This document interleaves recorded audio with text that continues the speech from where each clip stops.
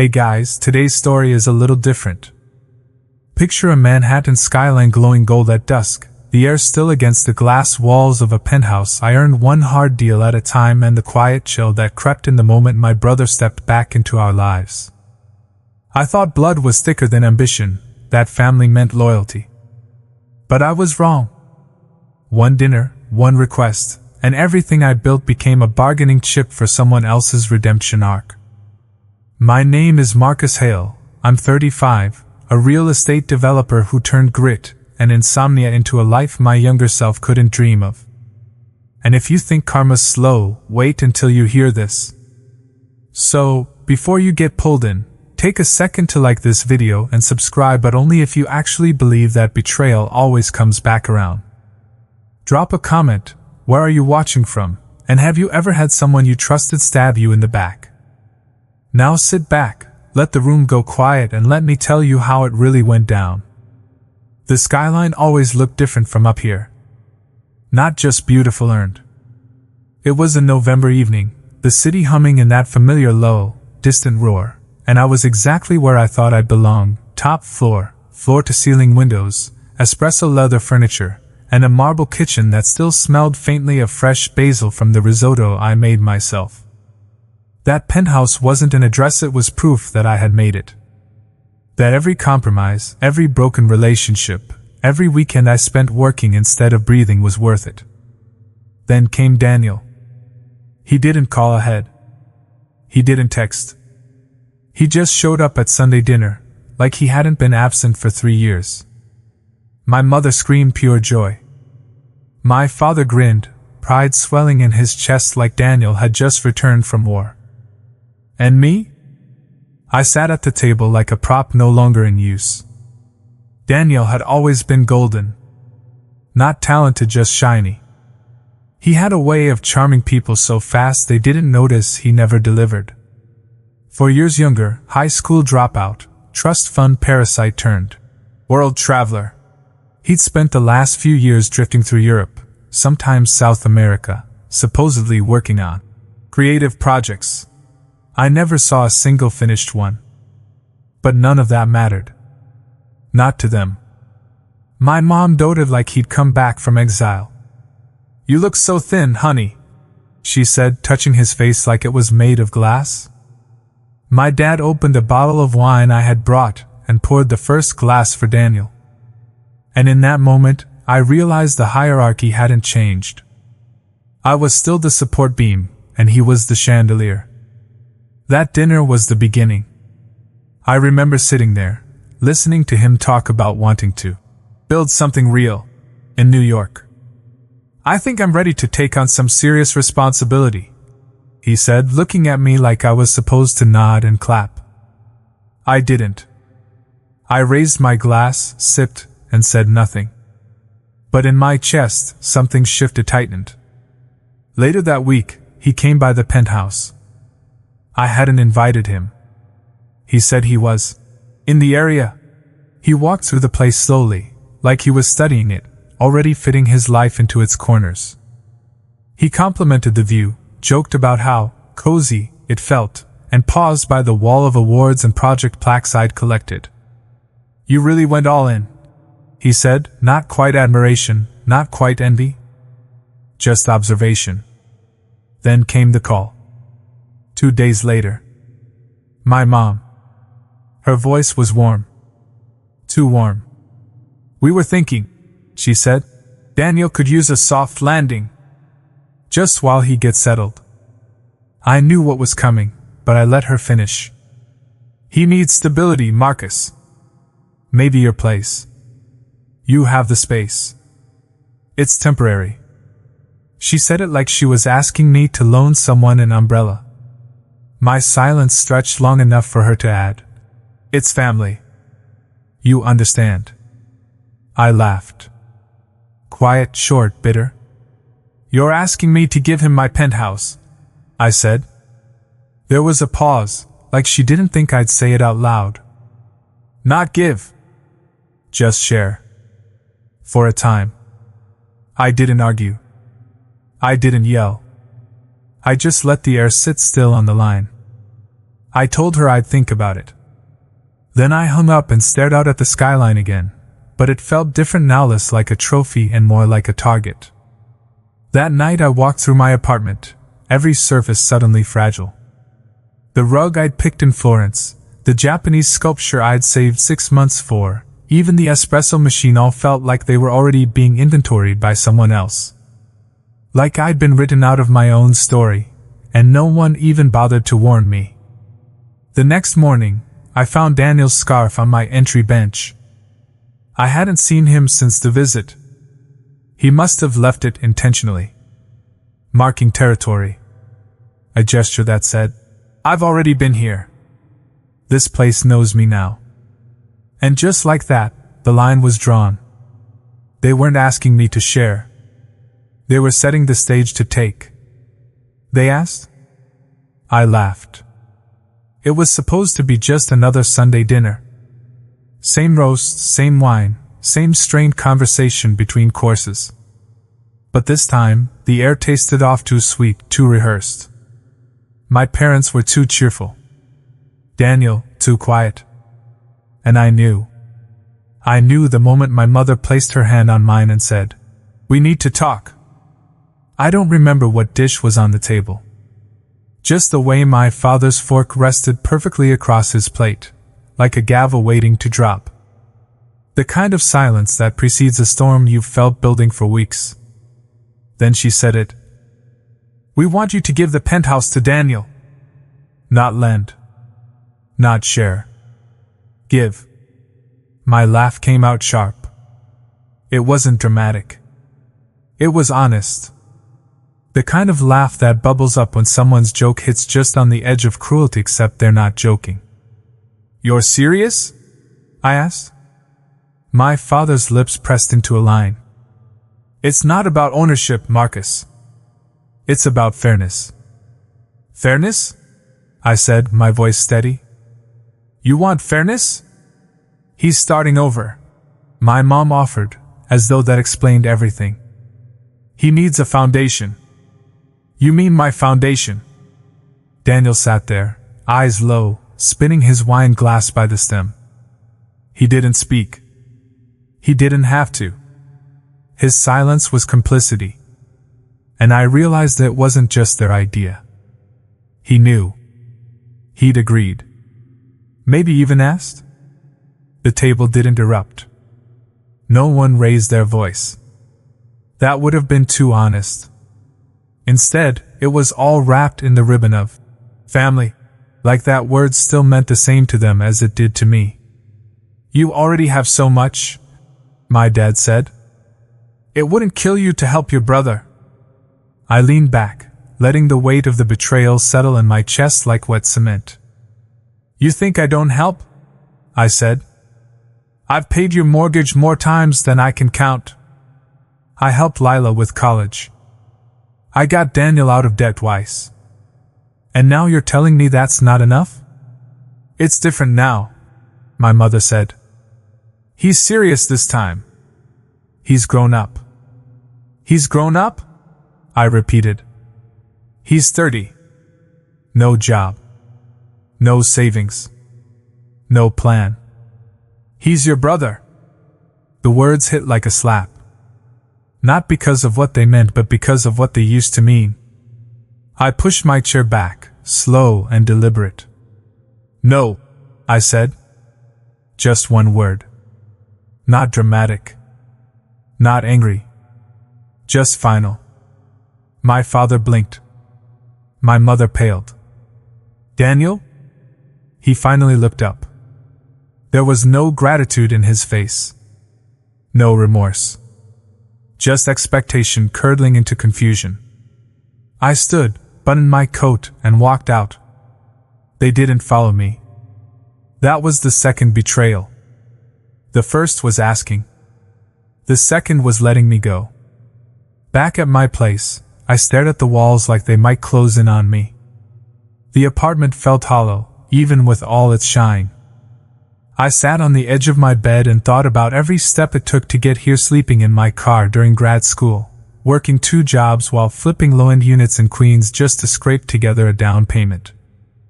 I remembered the 2 a.m. calls from angry tenants, the nights I worked through food poisoning, the birthdays missed. And now they wanted to hand it over to the man who had never built a single thing except excuses. Over the next few days, things went quiet. Too quiet.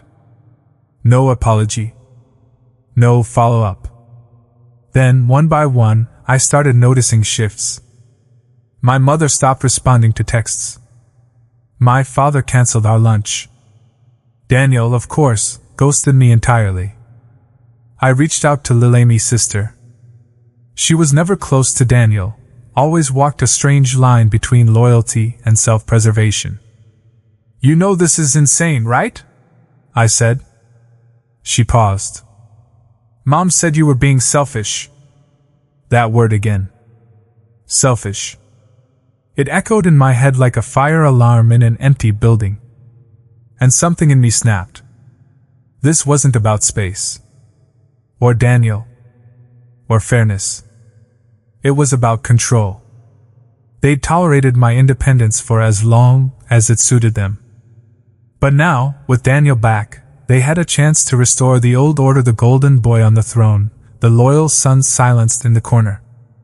But I wasn't the same man anymore. The next day, I had my lawyer review my title deed. Just in case. I didn't think they could actually take it, legally speaking. But family has its own laws. It doesn't need courts or contracts. It just needs enough people to agree that you're the villain. And I could feel it already, the slow shift in the narrative. The phone calls I wasn't getting. The dinners I wasn't invited to. The ghosting. The gaslighting. They weren't angry I said no. They were angry I didn't break. And that's when I realized this wasn't over. It had only just begun. I said no. They declared war. The beauty of family is how easily it smiles while sharpening the knife. After that dinner, nothing exploded. No screaming matches. No ultimatums. But something colder started, something slower, quieter, and infinitely more dangerous. It began with distance. Texts left unread. Calls unanswered. The small things first. I'd send a group message about meeting up, no reply. My mother, who used to send passive-aggressive reminders about Sunday dinner, suddenly stopped inviting me. I even noticed Lila had unfollowed me on social media. Subtle. Strategic. At first, I thought maybe they were just nursing bruised pride. That after a few weeks, things would settle, and we'd find a way back to normal. But normal, I learned, was a fantasy I had built alone. My family wasn't waiting to forgive. They were regrouping. I found out the hard way. I walked into a client meeting one Tuesday, a mid-tier investor I'd been cultivating for months. The room was cold. The smiles strained. Something was off. He cut the meeting short. Didn't say why. I followed up with a friendly email, then another. Silence. 3 days later, my assistant forwarded me a blog post. Anonymous sources. Subtle jabs. Whispers about aggressive business practices and inherited wealth. I don't have inherited wealth. But Daniel does. Or did through them. The irony was thick enough to choke on. And right there, buried halfway through the piece, was a quote. Some people mistake ambition for cruelty. Especially when they're used to taking, not giving. The writer didn't name me. But they didn't have to. Only a handful of people even knew about the Penthouse argument. The article was planted. And there were only 3 people who would benefit from making me look like the villain. I didn't confront them. Not yet. Instead, I watched. Because now I knew the rules had changed. This wasn't about helping Daniel anymore. This was about erasing me. 2 weeks after the blog post, I received a letter from the board of my neighborhood's condo association. A formal complaint had been filed claiming I was using the Penthouse as an illegal Airbnb. Completely fabricated, but damaging if left unchecked. I had to spend 2 full days chasing down paperwork to prove I was the only resident. And while I was distracted, Daniel moved into my parents' brownstone. Suddenly he was the golden child on every Facebook post, volunteering, exploring architecture, helping mom with renovations. My mother called once. Just once. Her voice was light. "You know, Daniel's thinking about taking some classes," she said. "Maybe something in real estate."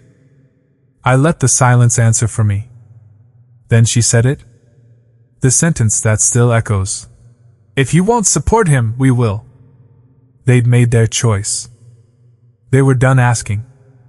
So I leaned in. Quietly. Strategically. I started pulling back. I removed them from access to my private accounts. Changed passwords. Set alerts.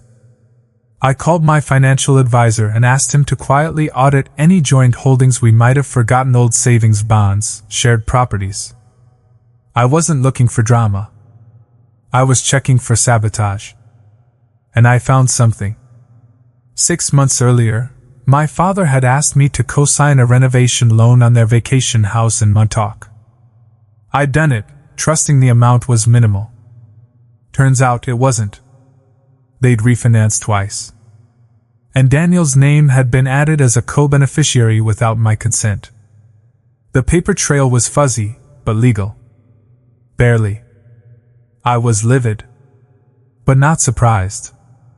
This wasn't negligence. It was war by erosion. They couldn't take my penthouse outright, so they'd started wearing me down in pieces. Reputation. Resources. Legacy. But the worst part. The loneliness. You don't realize how much of your identity is wrapped up in your family until they turn on you. I found myself second-guessing everything. Was I too harsh? Too selfish?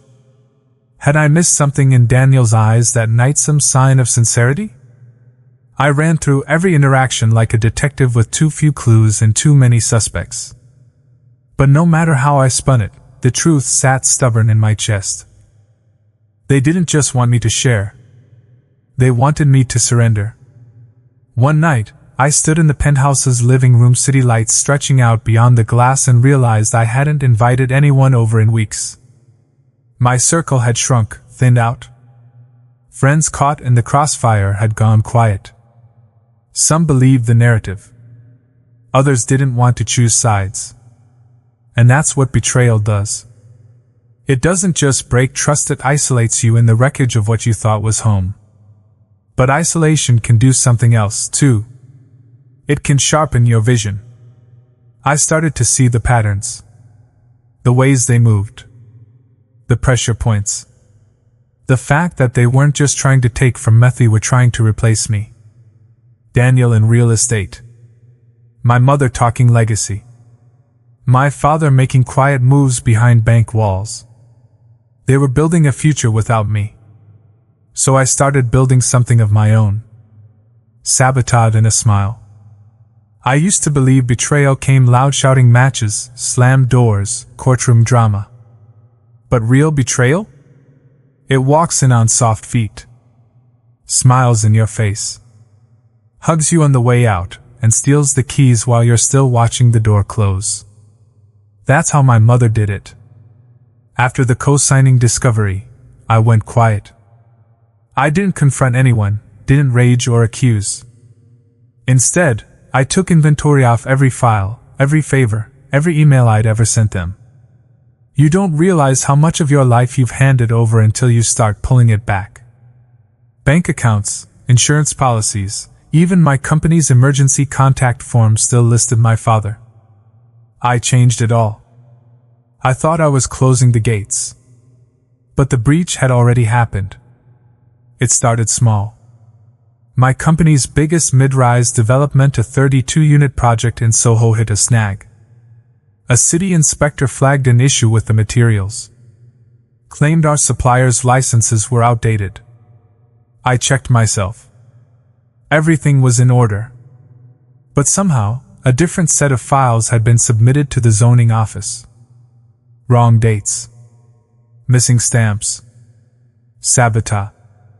I had to scramble to keep the permits alive. We bled $48,000 in delays. My lawyer said someone had impersonated my project manager to submit a revision. The signature? Close, but not exact. Whoever did it knew how to look just convincing enough to raise a flag, not enough to be caught. And then came the audit. The IRS flagged me. Not my company. Somehow, a large, unreported gift appeared on my previous year's filings. I hadn't reported it because it didn't exist. They claimed I received a personal asset transfer from a family trust. The number? $1.4 million. There's only one place the IRS would have gotten that figure, a bank document. And there's only one person who used to have access to my tax accountant's shared cloud drive, my mother. I didn't want to believe it. But as I sat there in my office, holding that audit letter, I knew I was at war with someone who once tucked me in at night. She wasn't angry. She was organized. There was no fury in her moves, just precision. Leverage. She had spent decades in that household mastering diplomacy, mastering how to frame concern as correction, guilt as guidance. I could almost hear her voice explaining it to herself. Marcus needs to be humbled. He needs to remember where he came from. But I remembered where I came from. That's what hurt most. I remembered the nights I stayed up late helping her with expense spreadsheets when Dad's business hit a slump. I remembered quietly paying off Daniel's overdue tuition without telling them. I remembered Christmas of 2017 when I bought them a second car just so they wouldn't fight over the first. I remembered it all. And apparently, she remembered none of it. Or worse, she remembered and didn't care. My assistant Jenna came to me with a shaken expression one Friday. "There's been chatter," she said. "From where?" "Daniel. Someone from your brother's old college circle told me he's been saying he's about to inherit a major property. He's shopping around for interior designers." I felt like someone had pressed a cold stone into my chest. He wasn't even hiding it. They weren't waiting for me to give the penthouse anymore, they were preparing to take it. Quietly. Legally. Strategically. I did a full title search on my unit. The name was still mine. But buried deep in the city's record of family-held assets, someone had filed an intent to transfer. Not enforceable, not binding. But public. And damaging. It gave the illusion that I was already moving out. That I had agreed. Which made clients uneasy. Banks skeptical. Developers hesitant. They weren't stealing from me. They were erasing me. I took the weekend alone. No calls. No emails. Just silence. I needed to feel the weight of what had happened, not to wallow, but to understand. And on Sunday night, staring out over the East River, I made my decision. I would stop defending. I would start dismantling. You can't win a war by playing defense. Not when the battlefield is your own name. They thought they knew me. Thought I was the dutiful son, the quiet achiever. That I would never strike back because I'd be too scared of what it would cost. But I'd already lost them. What more could they take? I picked up my phone and made one call to a woman named Rachel Lynn, a boutique forensic accountant I had once worked with on a corporate fraud case. Sharp. Discreet. Surgical. "I need to trace some family financials," I said. There was a pause. Then, "How deep do you want to go?" I looked around at the apartment that had become my war room. All the way. I let them win almost. You have to understand something about revenge. It doesn't work when you're bleeding. You can't swing clean with shaky hands. So I gave them what they thought they wanted. I stopped resisting. I let the silence grow thick around us like moss. I let Daniel strut. Let my mother speak for me. Let my father act like his hands were clean. I let them believe I had surrendered. That month, I withdrew from everything non-essential. Skipped 2 conferences. Closed 3 deals behind the scenes without announcing them publicly. I moved quietly, but deliberately. Like fog rolling under a door. Meanwhile, they were loud. Daniel posted photos from design consultations, swatches and sample boards with geotags disturbingly close to my building. My mother attended charity galas and introduced him as our next family entrepreneur. My father, who had barely spoken to me in weeks, sent a polite text about meeting soon to revisit the Penthouse conversation. They thought the castle was theirs. And I handed them the key. I signed a temporary lease agreement in paper only transferring access, not ownership, to Daniel for 6 months. I drafted it myself, wrapped in legal conditions they didn't bother to read. Daniel took the papers with that smug half-grin of his and signed without a blink. He moved in that weekend. I wasn't there. I had cleared out, left the essentials packed, and took up temporary residence in a small but stunning loft in Tribeca. Not because I had told, cause I needed space to strike. I needed distance to breathe. And Rachel, me forensic accountant, had just sent her first report. It was worse than I imagined. Over the past 14 months, Daniel had been funneling money from a consulting firm. My parents helped set up money sourced directly from old investments I'd made under the family's name a decade ago. Stocks, bonds, property. Back when I thought we were united. They'd liquidated a portion of my original contributions, rewriting history to make it seem like Daniel had brought capital into the fold. And they used it to secure a down payment on a commercial property in his name. In short, they built him a stepping stone out of my bones. But they made one mistake. They filed everything under a family trust that I technically still held a legal portion of 5%, unclaimed, buried in paperwork they assumed I'd never revisit. That was my thread. I pulled it gently.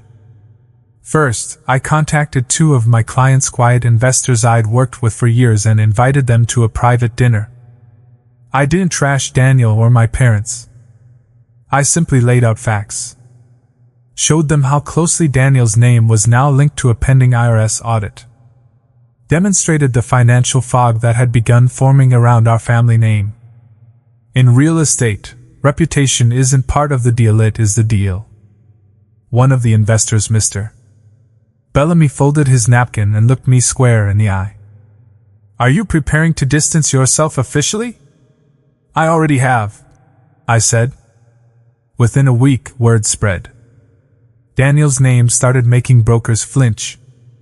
My mother's charity board paused a major donation campaign with her signature on it. I didn't have to burn anything. I just let their smoke reach the wrong rooms. Then came the message I'd been waiting for. A short email from Daniel. We need to talk. I met him at the Penthouse. He was already pacing when I walked in. The place looked wrong. Too many colors, too much velvet. It smelled like sandalwood and something burnt in the oven. You sabotaged me, he snapped before I could say a word. No, I said calmly. You did that yourself. I just made sure it wasn't a secret. He tried to talk fast, tried to throw Mom and Dad in as shields. They did it for the family. For our name. Our name? I repeated. You mean the one I spent 10 years building while you were backpacking through trust funds? His face flushed. You left the door open, Daniel, I said. I just walked in. I handed him an envelope. Inside were documents terminating the lease early. Legally airtight, signed and notarized by the very attorney who had once handled our parents' wills. Daniel skimmed them, his jaw tightening. You can't do this. I already did. He looked up at me, then not angry, not defeated. Just small. You were never supposed to fight back, he whispered. And there it was. The truth behind all of it. They never expected resistance. They expected guilt, obedience, silence. I was supposed to be grateful for being picked apart, proud to be the scaffolding for someone else's castle. But I don't build castles for thieves. That night, I took the elevator back up to the penthouse alone. Daniel had left behind a leather bag and a jacket still tagged. I didn't touch them.